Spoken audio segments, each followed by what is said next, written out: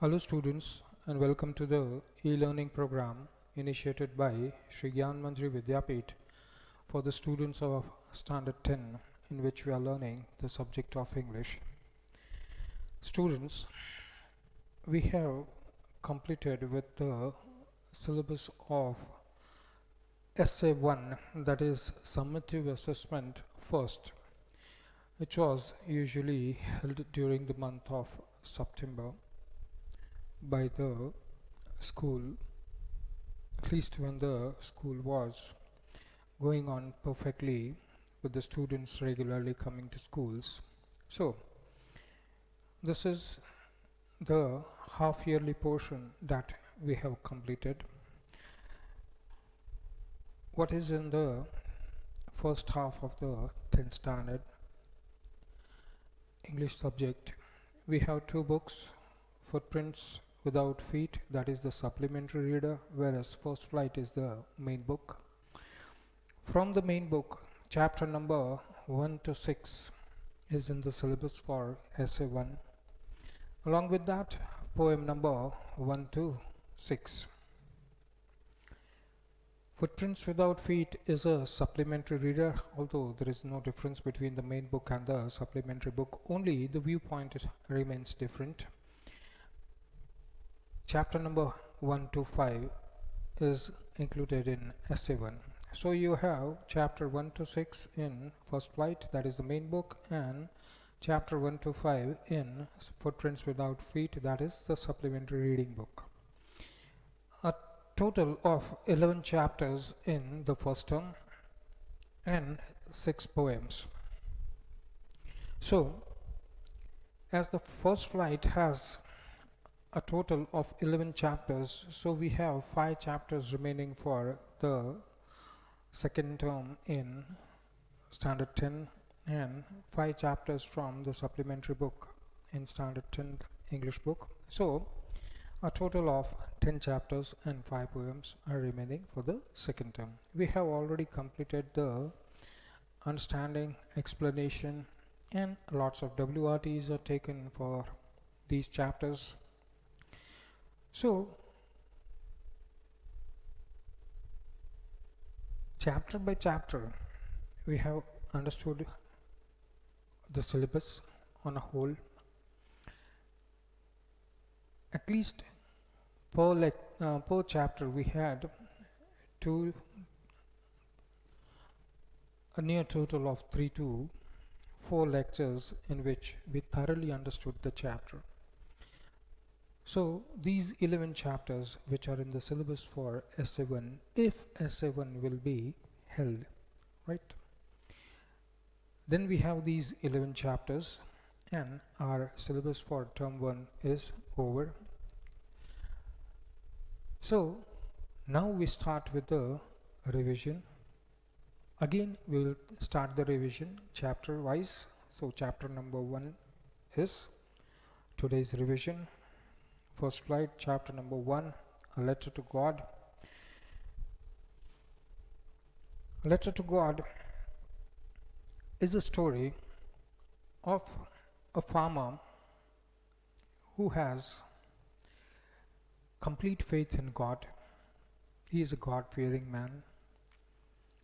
A small story which is quite humorous at the end, but then again it shows the farmer's faith or the person's faith in God. The house, which was the only one in the entire valley. Valley is a place which is in between two hills or two mountains, adjoining mountains. They rise from the valley. So valley is quite a plain area. Usually a small river will be flowing through the valley. So this valley, as it is at the bottom on the foothills of the mountain, so it's quite a plenty full of fertile land on which farmers, they plough the land and then they do their agriculture over there. So this house, the house was situated on the top of a small hill, and below the hill, till the eyes can see, was the farm of this farmer. It sat on the crest of the low hill. Crest is the highest place on the hill. From the side he can easily see the field of ripe corn dotted with flowers. So the crop is quite grown, and uh, flowers now can be seen on the plants. That means it's flowering time, and very soon those flowers will turn into the fruit, that is the maize. Flowers that promised a very good harvest. Lots of flowers on the plant, that means lots of maize or the crop, and it is going to be a very good crop. The only thing earth needed right now, it was thirsty and it needed a little bit of shower or a little bit of rain. And usually during this time of the year, the heaven also helped, and it rained during this time of the year when the crop needed a little bit shower, or it needed a little bit of rain, so that the plant will keep on being healthy and it is going to give a good healthy crop. So the only thing the earth needed right now was a downpour, or at least a small shower. Throughout the morning, Lanko, he knew it was the right time, and according to his calculations, he was looking in that direction. Clouds can be seen coming from that direction, and when he sees formation of some clouds approaching from very far away, he is really glad and he cannot stop his excitement, and he tells his wife that we are going to have some rain. And the wife, who was preparing supper, she also agrees with the husband, because she knows, she has faith in her husband and knows the husband is quite experienced in these kind of things. And he says, yes, if God is willing, then only we will have rain. The older boys are working in the field while the younger are playing near the house, and the woman calls, that means the mother calls them for food, come for dinner. It was during this meal that the supper, that big drops of rain started falling, and the farmer expected these things. So he said, oh, very good, the rain has started as he had predicted. And big drops of rain started falling on from the northern side, where the clouds usually come from that direction. You can see mountains, that means lots and lots of clouds building up in the sky. The air was fresh and sweet because the rain had started somewhere. The drops are already falling, so that gives a certain sweet smell. And thirsty earth getting rain, that gives a very fine sweet smell. And the man went out in the rain just to have the feeling of the rain, and the boys also, they started going out to bathe in the rain. And the farmer exclaims that these are not big drops or small drops of rain, actually they are coins. The bigger ones, they are 10 cents, and the smaller ones, they are 5 cents. Because of this rain, we are going to have good harvest, and so these are not drops, they are actually coins, because we are going to get lots of money with this harvest. And he was very satisfied that his crop was going to get very good rain. But suddenly strong wind started blowing, and along with that rain, large hailstones started falling from the sky. And these hailstones, actually, they are falling from the sky, and they are the big pieces, small balls of ice. They are falling from the sky, and they really are silver-like, and they are like coins. The boys, exposing them to the rain, ran out to collect those frozen pearls. The boys, they don't still have the experience that this hail is going to harm their crop. They are very much excited about those round balls, ice balls, which are falling from the sky, and they run to collect them.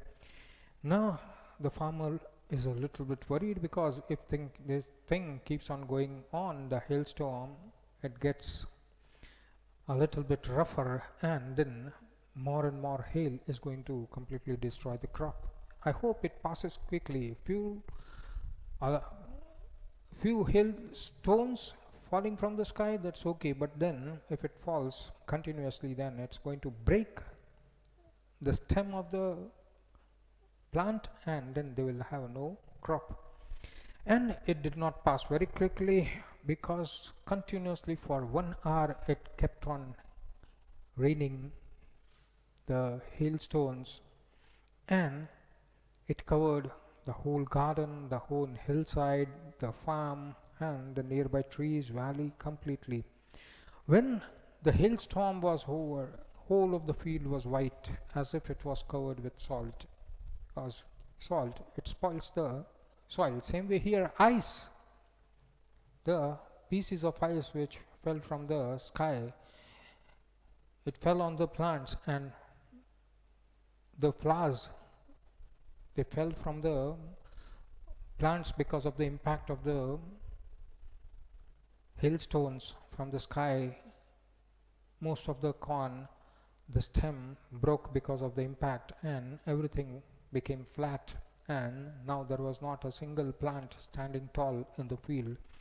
And once the stem of the plant breaks, you cannot have, that plant will become dead, and you will not have a completely, you will not have any crop that year. Not a leaf remained on the trees. Whole of the valley was looking barren, the corn totally destroyed, the flowers were gone from the plants. The farmer, name is Lencho, soul was filled with sadness, because he did not expect this. When the storm had passed, he went to the middle of the field, and standing in the field, he said that if a plague, a big large group of locusts, that is insect, flying insects which eat away anything green that is found, especially plants, trees, crop, whatever green is found, they eat away, and they cause lots of harm to the farmers financially.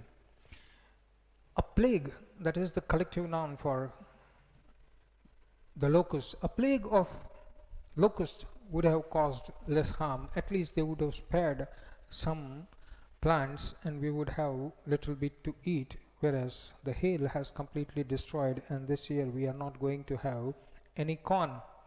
And all of them became very sad in the house, and they claimed that whole of the year we had been working very hard, and all the work now doesn't give us any returns, and there is no one to help us, because they were the only family in that valley, and there was no neighbor over there to help them out also. And if they don't have money, if they don't have the corn, they will go hungry this year, because the farmers, they dry out the maize and make flour out of it by grinding it, and thus make bread.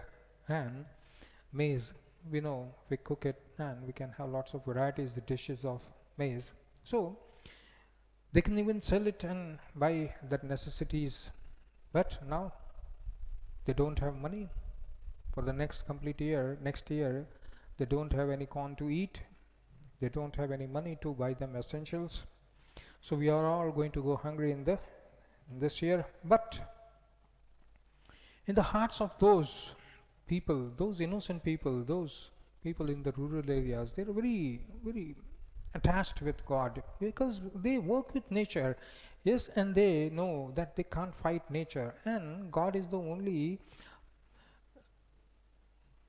one who can help them out in these very bad situations. So all of them, they have quite a lot of trust and faith in God.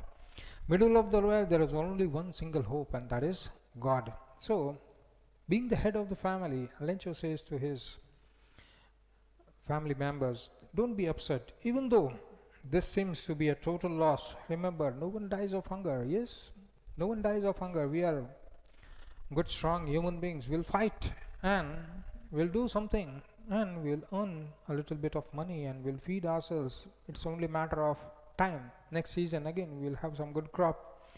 And that's what they say.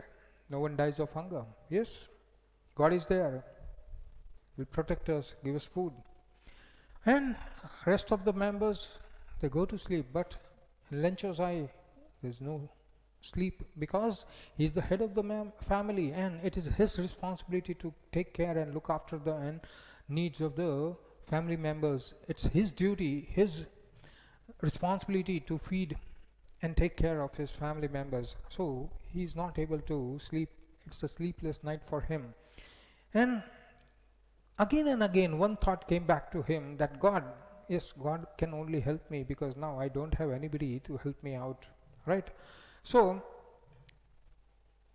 God, he has been instructed. That means right from childhood we are instructed that believe in God. We have lots of rituals where we pray together.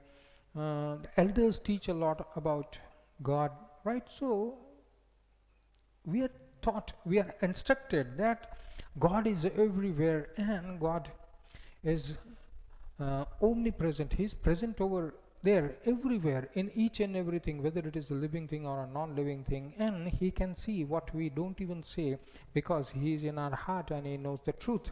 So it has been instructed, as instructed, everything what is even deep in one's conscience, in one's heart, he can see it and he can feel it and he can know it. Lencho was an ox of a man. That means he was a very hard-working person, working like an animal in his field. But still he knew how to write. That means he was not a totally illiterate person. He knew well enough to passingly read and write. So you cannot call him an illiterate. So he made up his mind. The following Sunday at daybreak, he sat down to write a letter. To whom? Which he would himself carry to the town and post it in the mail. It was nothing less than a letter to God. He wrote a letter to God. That was his faith in God, that I am in trouble, though I know that God knows everything, God knows my situation right now, but until I don't approach him, he's not going to help me. Or he has never found himself in such a situation where God has to help him. So he doesn't know what to do in this situation. But let me at least inform God that I am a needy person right now and I need some money in order to make my family survive. So at least I need to inform him. And what is the best way to inform him? Write a letter to God. Right? He's so innocent that he doesn't know that you don't write a letter directly to God. How is the post office going to post that letter to God? Does the post office know the communicable address of God? Or can the postman deliver a letter to God? Right? No, he doesn't dwell into these thoughts. He just knows one thing, that I need to inform my God that I am in need. So in the letter he writes that, God, if you don't help me, me and my family, they are going to go hungry. I need 100 pesos, that is the currency, 100 pesos in order to sow my field again. Yes, I am asking you so that I can buy seeds and I can sow in the field and I can have a good crop next season, and for the rest of the time till that crop comes up and I get money from it, I need my family to have food. So, and live until the crop comes, because hailstorm, you send the hailstorm, you know what happened and destroyed. So dash dash dash means lots and lots more. Here he wrote to God. He folded the letter, put it in an envelope. On the top he wrote to God and put the letter inside, and still troubled he walked into the town, and at the post office he placed a stamp and affixed it and dropped that letter in the mailbox. One of the employees who worked in the post office also collected all these letters from the mailboxes. So he collects all those letters to mailbox, and then he's sorting out where which letter is going. So he came up with this letter dropped by Lencho, and he reads the address to God. So he starts laughing, because in his entire career he did not have any letter that was addressed to God, because he himself didn't know any address of God. So he was laughing heartily and showed the letter to God and to his boss. Never in his career the postman, he is an experienced person, he is the head postmaster of that post office, and the postmaster, and he was a fat person, an amiable, quite friendly person, lovely person, also broke out laughing, because almost immediately, because he's laughing because this is new to him also, but then immediately he stops laughing and then he considers the issue very seriously. That tapping on the letter desk, on his desk, he commented, what faith! Just see the faith of this person. He is starting a direct correspondence with God. That much faith he has in God that God will get this letter, he will reply it to me.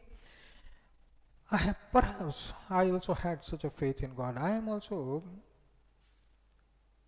a believer in God, but I do not have that much faith in God that I will write a letter to him and expect to get an answer. So let us see, because now this letter cannot be delivered to anyone. So it has to be opened by the postmaster, right? So in order not to shake the writer's faith in God, the postmaster came up with the idea, I'll answer the question, because God doesn't answer, right? And because God, okay, God will answer, but then where's the address? Right? So God is not going to receive the letter and God is not going to answer. So to keep the faith intact of that poor man, I'll open the envelope and I'll answer it so that the person is satisfied that God is there and God has replied to him. But when he opened the letter, it was beyond his means to answer it, because the person had asked for 100 pesos from God. Now he can answer, okay, but what about the money? Right? He didn't have the money. So he had a brilliant idea. Let me collect as much money as charity as possible and then give it to that man so that the faith is intact, right? So he took out some money from his salary. He asked the employees to give him 5 pesos, so that he asked his friends, his relatives, from wherever possible. He collected money, but then also it did not reach the mark of 100 pesos. But whatever, he collected a little bit amount as charity. It was impossible for him to gather the funds of the 100 pesos that was asked by Lencho. So he was able to send the farmer only a little more than half. Little more than half is more than 50 pesos. He put the money in an envelope and addressed to Lencho, and with it a letter, just a plain paper, just written, signed God, nothing else, no letter, no hi, hello, nothing, just a simple chit of paper, and in the center he wrote God, put the paper and the money inside the envelope, and he addressed that envelope to Lencho. Following Sunday, Lencho came a little bit early and he inquired about his letter. It was the postman himself who handed over the letter to him. And while the postmaster, he sat in his cabin and he was watching all this from inside of his cabin, and he was a satisfied man. He was a content man that, yes, I am able to not only help someone when he's need, but I also kept up the faith that he had in God, that God is there and he has written to me and he has sent money also. So the faith that person had on God remains intact. Lencho showed not the slightest surprise on seeing the money, because Lencho didn't say, when he opened the letter he found the chit and the money. He was not surprised by the money. God se paisa pe manga tha aur mila. So why is there anything, why is there a surprise element in that?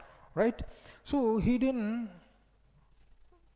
get surprised on seeing the money. Such was his confidence. He was very confident that I have asked for money and God will give me the money. So he's not surprised by it. But he became angry when he counted it. Yes, we know the postmaster, with all the help that he can get, he was only able to collect something more than 50% of what Lencho has asked from him. So when Lencho counted the money, he got angry. God does not make a mistake. God, he is the creator of universe, right? He has plenty and plenty. He is not going to give me half of what I have asked. Yes, he has plenty of it. So God does not make mistake. Nor could he have denied Lencho. Only it's a matter of 100 pesos. He had never approached God for anything in his entire life. This is the first time he is asking something from God. And 100 pesos for God, that's nothing. God who has created everything, for him 100 pesos is nothing. So he is not angry on God, but then he didn't get his money properly from God. So immediately Lancho went to the window to ask for paper and ink.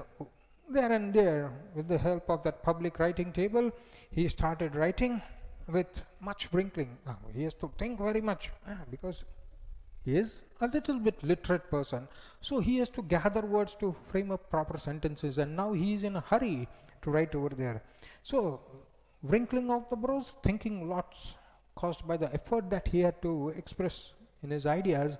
When he finished, he went to the window, he asked for a stamp, and he was so angry that he licked the stamp on his tongue and pasted it and then stamped it and affixed it on the envelope, and he dropped that letter in the mailbox. Whole of the post office and the staff is looking at this, and they were waiting for Lancho to go away so that they can open up the mailbox, get that letter and read the content. The content is as follows: God, of the money I asked for, only 70 pesos reached me. I have complete faith on you. You must have sent 100 pesos completely, but I got only 70. Send me the rest. This is again blind faith in God. I got 70, you still have to give me 30. It's a very simple man, straightforward man. Yes, I got 70, I asked for 100, 30 is still outstanding. I want it. Since I need it very much, but this time don't send it through the post office. Find out some other means to send it to me, because these post office people, they are a bunch of crooks. They are thieves, they are dacoits. They have stolen my money. You sent 100. They gave me only 70. 30 post office wala nikal diya. So that much faith he has on God.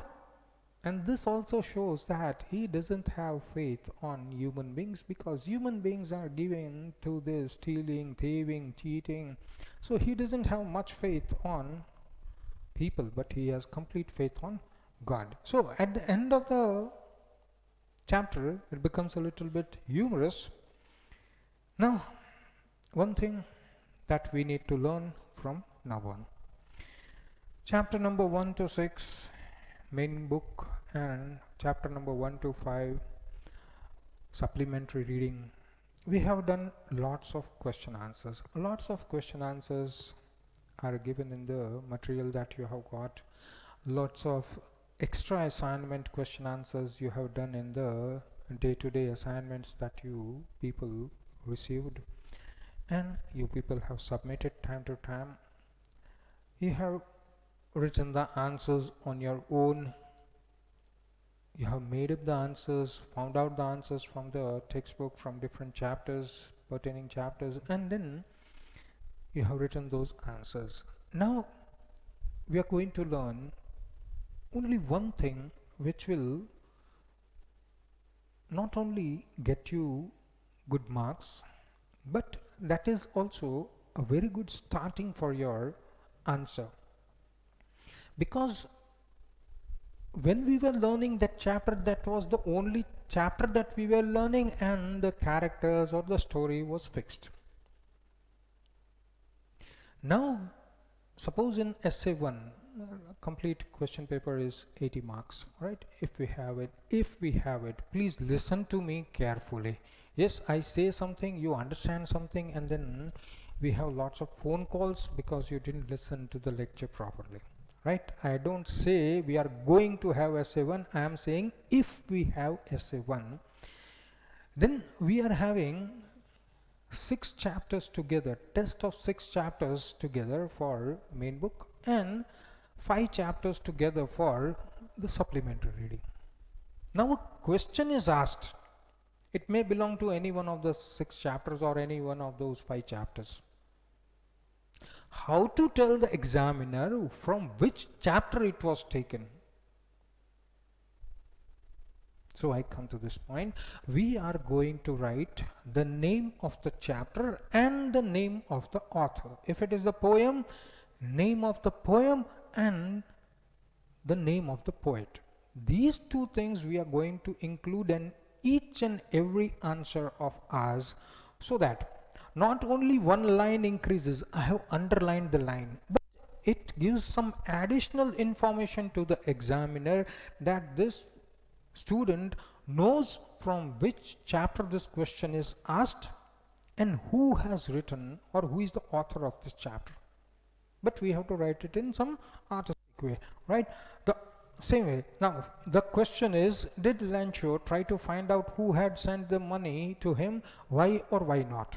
We know the answer. Did Lancho know who had sent him the money?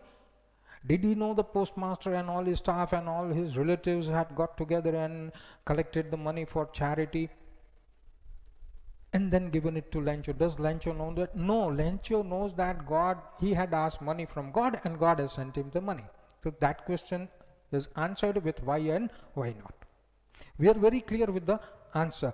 What we have to focus on is the starting of the answer. In each and every answer from now on, we have to write this. The author, G.L. Fuentes, in his story, single inverted quote, a letter to God, inverted quote, over, describes Lancho's faith in God, or whatever topic on which the question is asked. In this smart way, we increase one line in the sentence, plus we are being more informative that I know from which chapter it is taken, I know who is the author of the chapter, right?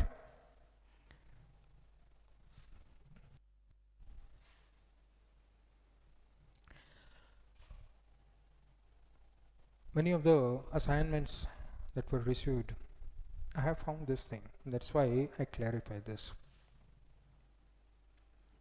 Answer, then comes your, here is your left margin. So you write answer number 2, your margin.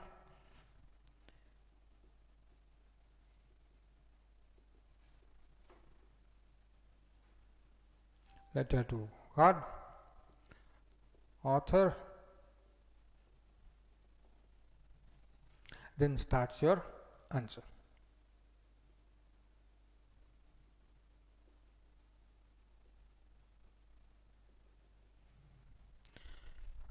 This is no preset format to answer in the subject of English, right? A descriptive answer is not written in this way. Chapter ka naam colon karke, author ka naam colon karke, and then you start with writing the answer. This is no way of approaching the question, right? So all of us will follow this format. Yes, in the starting of the answer, we will give additional information in a clear-cut way that you can write in many forms. This question has been taken from this chapter, written by this one, or the way I have written. The author G.L. Fuentes, in his story, A Letter to God, describes Lancho's faith in God, and then the regular answer. Lancho does not know or does not want to try to find out who has given him the money. Yes, this is because he has great confidence. Whatever it's a small, because this is printed, right? So it looks small. But when you write in your own handwriting, you are nearly going to cover more than half of the page. Just one more additional information in the starting of the answer is going to provide you with better marks, because then the examiner knows कि इसको पता है कौन से topic से कौन से chapter से लिया है, किसने लिखा है और किसके बारे में बोल रहा है, right? So we will, because in the exams we need this format. Up till now we were focusing more on how to write the answers. So we will become a little bit more precise in answering our question. The next thing that I want to teach today is character sketch, because even if it is essay 1, or you say the complete syllabus is over at the end of the year, each and every chapter has characters. In the very first chapter, that is A Letter to God, Lancho is the main character, right? Same way, we have a dialogue, only one dialogue of the postman, but then we have lots of things that are associated with postmaster. His thoughts, his way of looking at that letter, what he thinks, what action he does, by those actions, what are the properties or what are the good things that are in the postmaster. It reveals. So basically in first chapter there are two main characters. One is Lencho and another one is the postmaster, right? Because there are other characters also, but then we do not have much information about them. Given from the given story, we do not collect. For example, Lencho's wife is also there. We can write a paragraph about her, right? But very few information is very less information is available. Very few points are there which can describe something about the wife. Also the children are mentioned, but then nothing much is mentioned about them. So we have two main characters. Now from any of the chapter, any of the character, one standard question arises is draw the character sketch of this person or give a pen portrait. Yes, you write it with your pen and you describe the person. That becomes a pen portrait, description of that person. So what is actually character sketch or what is actually pen portrait? That we are going to learn today. So some of the basic questions that we ask. Suppose Lencho, right? So some of the basic questions we ask in order to give us ourselves some information about Lencho so that we can make a character sketch and write something about Lencho independently. What are the questions? Simple. Who, what, where, when, why, how. We ask these six questions, we gather a lot of information about the particular character on whom we are asked to write a character sketch.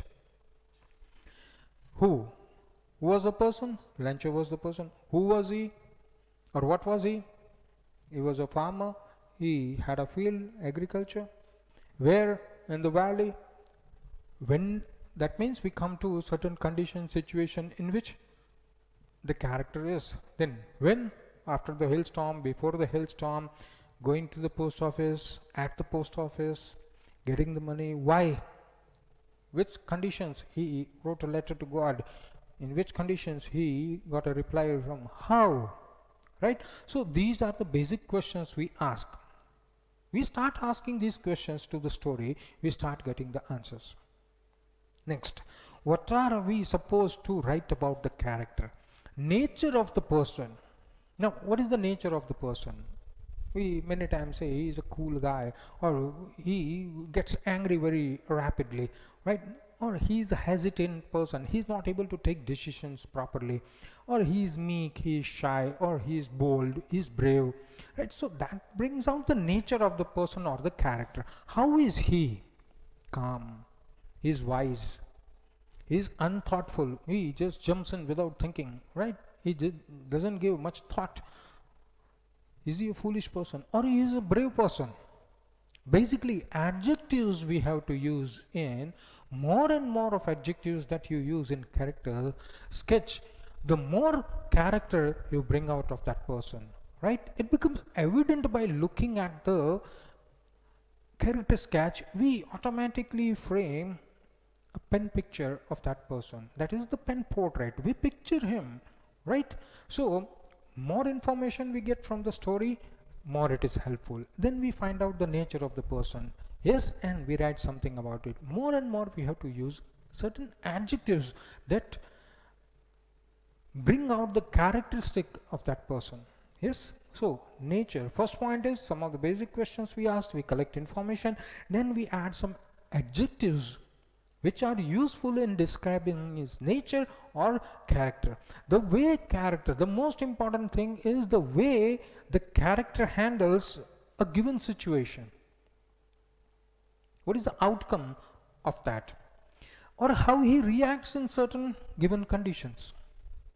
Yes, different people, they behave differently in some given conditions. Yes, एकदम boom हुआ, धमाका हुआ, different people react differently. Yes, somebody just doesn't give any response. He's just sitting quietly because by listening to the sound, he understands what might have happened. He's more wise, he's more clever. Some people just give it for a show, a fake show. Yes, oh, मैं बहुत डर गया, मुझे पता नहीं. Right, so different people, they react differently in some given condition. So those things, again, they add up to the character, how that person is. So I've just given a small character sketch so that we can understand how to write a character sketch.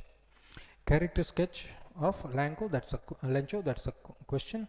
I have underlined few words, yes, so that you can take up a cue that we can write in this way. Lancho, we know he was a farmer, but how? He was a hard-working farmer. तुरंत उसका एक character बन गया कि नहीं, कि वो दिन रात की परवाह नहीं करता, अपनी फील्ड की बात है तो परवाह नहीं करता, काम करता है दिन भर रात भर. Yes, so he is a hard-working farmer. Farmer tells us what his occupation is, what he does for a living. Then you don't have to mention separately that he had a farm and he was doing agriculture, growing crops or growing maize. He used to sell it in the market. Nah, वो गोल गोल घुमाने का कोई जरूरत नहीं है, right? You write in short. You're describing the person over here. So hardworking, because this is an adjective. Farmer is the noun. Hardworking tells us something more about the noun. Adjective. He was a hardworking farmer and his only means of earning was agriculture. We know he had a farm in the valley. Apart from that, he did not do any work. He did not have any additional income. Farm से जो मिलता था उसी में पूरा family survive करता था, right? So we got to write this, yes, because it tells us that he was a farmer and he was dependent on agriculture for survival. He was a God-fearing person. His wife was also God-fearing. There is a dialogue from wife, God willing, then we will have rain. He was expecting rain. By this time of the year he should get rain. Right now he should get rain. He had faith in God. He was God-fearing person, right? So he was a God-fearing person and he had unshaken faith. He was a person. How God-fearing? Then God-fearing is the adjective. He had faith. Which type of faith? Unshaken faith, right? That means complete blind faith in God. Yes, he completely believed. His faith cannot be shaken. He had that much faith in God. He believed that God always helped the needy people. These were instructions given to him in the childhood and he remembered till he was this old, and then he kept up with those things that were taught to him in the childhood. So this tells us about the positive things that he has in life. Yes, something good was taught to him. He continued believing in those good thoughts. When hail destroyed his crop, he looked towards God for help, because he didn't go and ask from, he didn't beg. So this tells us about his character, that there were people, but then he did not go to them. He did not believe in these people. Yes, he believed in God and he directly asked from God. He was so innocent. Innocence is yet another characteristic of a person, nature of the person, right? He was so innocent that he wrote to God asking for help so that his family can survive through these tough times. He was a true believer in God. Believer, yes, how? True, again adjective. In God, and waited patiently for God's reply. He had such a blind faith on God that he wrote a letter and then he patiently waited till God gave back. The postmaster was moved by Lancho's faith. So this tells us about the characteristic of the person, that he had such a lot of faith that even somebody else was moved by the faith he had in God, and that other person was forced to work for him and decided to help him by sending money. Lancho was a simple man. Yes, not a complicated man. He was a simple man. Simple man, that means his needs are less. And he is a completely satisfied person, even if that is less. And did not have much faith in people's motives. He did not understand people properly. He understood God. And he did not understand people's motives. When he did not find enough money sent by God, he believes that God must have sent the money, but the post office people, they are a bunch of crooks. That means they must have taken his money. So that tells us about the characteristic of Lencho, that he does not believe in the motives of the people, but he has complete faith in God. That he had asked for 100 pesos, God had sent him 100 pesos. But these post office people must have taken out this money from him. Right? Now, in this way, a character sketch is made of any character that comes in the story. We will be practicing enough, and we'll be having a display on the board also for most of the characters of the story, so that you can understand these characteristics, and you can understand how to write a character sketch of a person, and that will be helpful in framing the answers. So students, here we complete the revision of the first chapter. Thank you.